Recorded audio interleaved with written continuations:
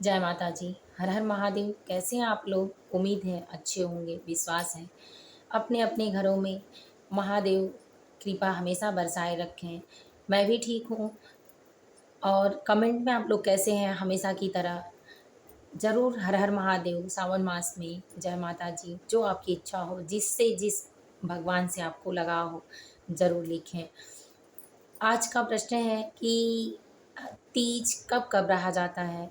तीज में जो तीज पड़ता है, जो पति के लिए व्रत होता है, उसको श्रावण मास के कुछ लोग भादो यानी अगस्त के महीने में रहते हैं और कुछ लोग जो सावन के में पड़ता है हरितालिका तीज उसमें रहते हैं।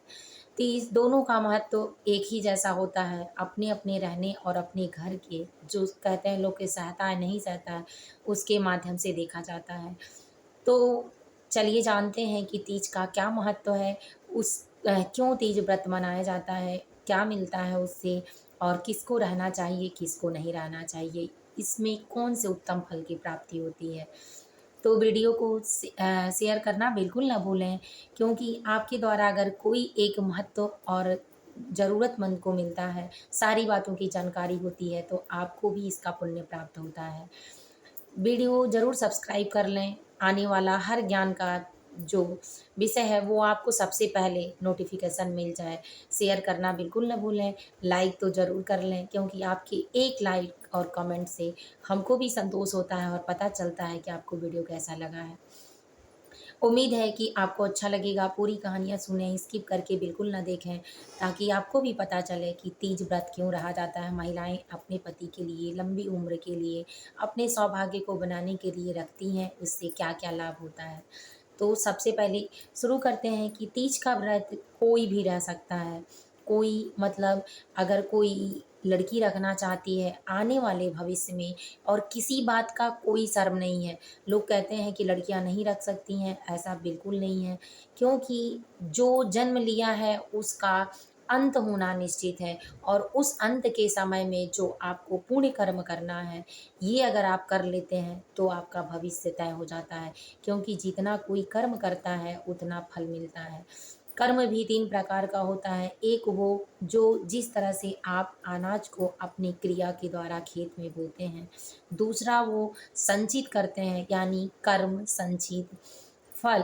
तो जैसे आप संचित करते हैं, जब अनाज कट जाता है अपने घर में लाकर उसको एकत्रित करके रख लेते हैं कि मैं अनेक दिनों तक ऐसे रखूँगा, रोटी बनाऊँगा, दाल बनाऊँगा, सब्ज़ी बनाऊँ, जो चीज़ भी है, तो उस तरह रख लेते हैं।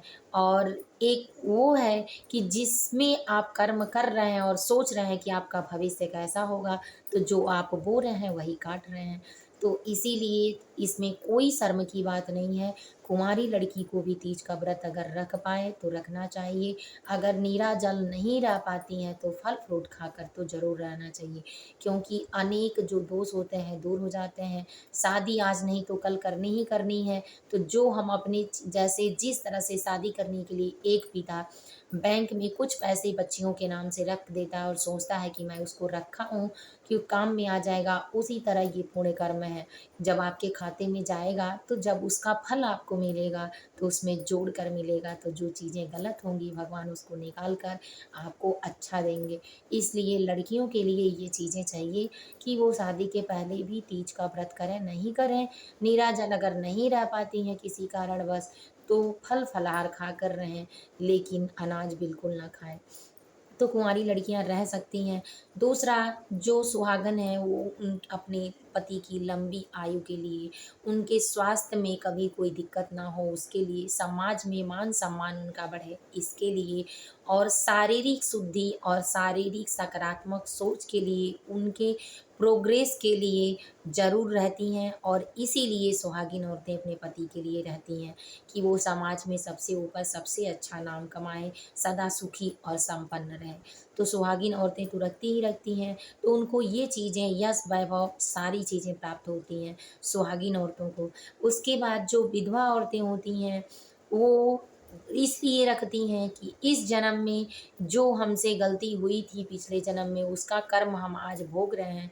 तो हम आज ऐसा करेंगे जिससे हमारे खाते में जमा हुआ पुण्य जब हमारा नया जन्म होगा तो उसमें जुड़ेगा। तो हमारा जो इस समय हम अकेलेपन की ज़िंदगी काट रहे हैं वो नहीं रहेगा।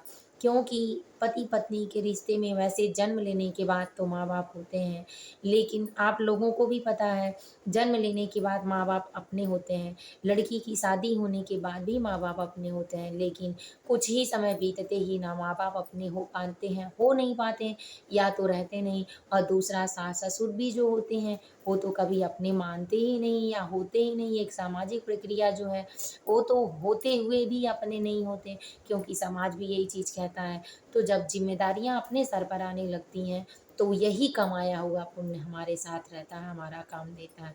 तो इसीलिए ये व्रत वो महिला करती है, क्योंकि जो गलती हुई जो क्षमा करें माँ, माता गौरी और बाबा भोलेनाथ, लेकिन अब से ये गलती ना दोहराई जाए, मैं अकेलेपन की ज़िंदगी ना काटूँ। इसके लिए सौभाग्य की प्राप्ति हर महिला चाहती है कि उसके जीते जी ही उसका पति उसके साथ उसके जीते जी रहे और उसके सौभाग्य के साथ ही उसकी विदाई हो। तो शास्त्र का ये भी नियम है कि जो महिला सुहागन मरती है वो सौभाग्यशाली होती है, उस जन्म में भी उसका सौभाग्य बना रहता है। तो इसी कारण से तीनों सुहागिन औरतें, कुंवारी लड़कियां, विधवा भी रह सकती हैं, बशर्ते अब जानते हैं कि क्यों तीज मनाया जाता है, हरितालिका तीज या तीज। उनके दक्ष के वहाँ सुनैना, जो सुनैना थीं और दक्ष थे राजा, उनकी पुत्री पार्वती थी, माता गौरी पार्वती। तो शुरू से ही उनको महादेव से लगाव था, शुरू से ही उनका भजन कीर्तन पूजा पाठ किया करती थीं, उनके ही भक्ति में ज़्यादा रहा करती थीं। जिस तरह से हमको कोई भी चीज़ें ऐसी होती हैं जो अट्रैक्ट करती हैं समय आने के बाद, तो उसी तरह उनको भी भगवान भोलेनाथ से लगाव था। उन्होंने बचपन से ही भोलेनाथ की भक्ति की थी। उनके मन में एक दिन श्रद्धा जगी कि हम भोलेनाथ से ही विवाह करेंगे। लेकिन विवाह करना इतना आसान नहीं था। भोलेनाथ जो थे वो अड़भंगी थे। भोले भोलेनाथ जो थे वो पर्वतों पर रहा करते थे। भोलेनाथ के खाने पीने का कोई ठिकाना नहीं था, भांग धतूर खाने वाले थे। उनको पहनने के लिए भी नहीं था, बागंबर छाला पहना करते थे। तो इसके कारण कौन उनसे शादी करता। तो भोलेनाथ तो अपने में व्यस्त रहा करते थे, उनको बस भक्ति भक्तों की दिखाई देती थी। लेकिन माता जो पार्वती थी उनको ये भक्ति थी कि हम भोलेनाथ से ही विवाह करेंगे। ऐसी तैयारी करते गईं, अपने सखी से बताईं कि सखी मेरा मन है कि भोलेनाथ से ही हम विवाह करें। लेकिन इस बातों को सुनकर नारद मुनि जो थे, वो नारद मुनि आपस में बात करते थे और राजा दक्ष के पास पहुँचे। दक्ष के पास पहुँचे तो दक्ष से बोले कि आपकी पुत्री बड़ी हो गई हैं, सयानी हो गई हैं, उनका शादी विवाह आप करें। अगर आप कहें तो मैं भगवान विष्णु से, ब्रह्मा से, जिससे कहें उससे बात करूं। तो दक्ष राजा ने राजा दक्ष ने मतलब कहा कि इससे ज़्यादा उत्तम विचार और भाग्य क्या होगा, जो स्वयं भगवान विष्णु इतने सुंदर है, कांतिवान है, तो उनसे ही करें, दुनिया के दाता हैं। ये बात माता पार्वती को पता चली, सुनने जैसे घर में कोई बात होती है तो उनको भी पता चली वैसे। तो उन्होंने सोचा कि उनसे तो हमको शादी करनी नहीं है, इसलिए हम नहीं करेंगे। और बताई अपने सखी से, उनकी सखी कहीं कि घर रहोगी तो शादी हो ही जाएगा। इस तरह से काफ़ी वो कोशिश की कि हम महादेव से शादी करेंगे, लेकिन उनके पिता रूठ गए, माने नहीं। तो वो क्या की, कुछ दिनों के लिए वन में जो बगीचा था दूर तक, जहाँ राजा दक्ष जा नहीं सकते थे, उनके मंत्री नहीं जा सकते थे, उनके कार्य करने वाले जो लोग थे वो लोग नहीं जा सकते थे। तो इसीलिए माता पार्वती अपनी सहेली के साथ जंगल में चली गईं। जंगल में गईं, नदी में जल था, जल जल में से बालू को 5 बार निकाली और निकाल कर उनका पिंड जो शिवलिंग होता है उसको बनाई और महादेव की पूजा करने लगी। वहाँ से पेड़ पौधे आसानी से मिल जाते थे बाग बगीचे से, तो भांग धतूर, बेल पत्ते, फूल पत्तियाँ जो भी था, अनेक प्रकार की अनवन चीज़ें, सारी चीज़ें ले आईं और महादेव की पूजा करने लगी, उनकी भक्ति में लीन हो गईं। उस दिन तिथि भी हरितालिका जो तिथि थी वो तृतीया तिथि थी, तो इसीलिए तृतीया तिथि पर ही माता पार्वती का ये सारा पूजन हुआ और उसी दिन भगवान भोलेनाथ प्रकट हुए प्रसन्न होकर।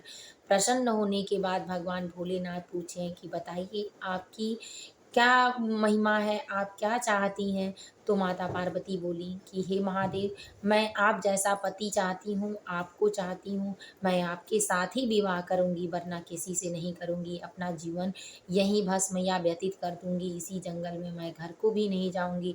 और ये बात है, मैं आपसे प्रेम करती हूँ, मेरे पिता दूसरे से मेरी शादी करते हैं, मैं उस शादी में नहीं रह पाऊँगी, मैं आपकी भक्ति में ही डूबना रहना चाहती हूँ। इसीलिए मुझे आशीर्वाद दें कि आप मुझे पति के रूप में इसी जन्म में मिलें।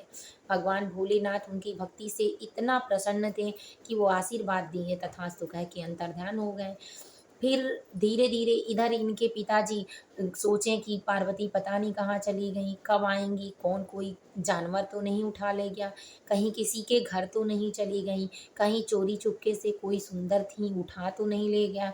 तब वो सोचने लगे, उनकी माँ भी सोचने लगी।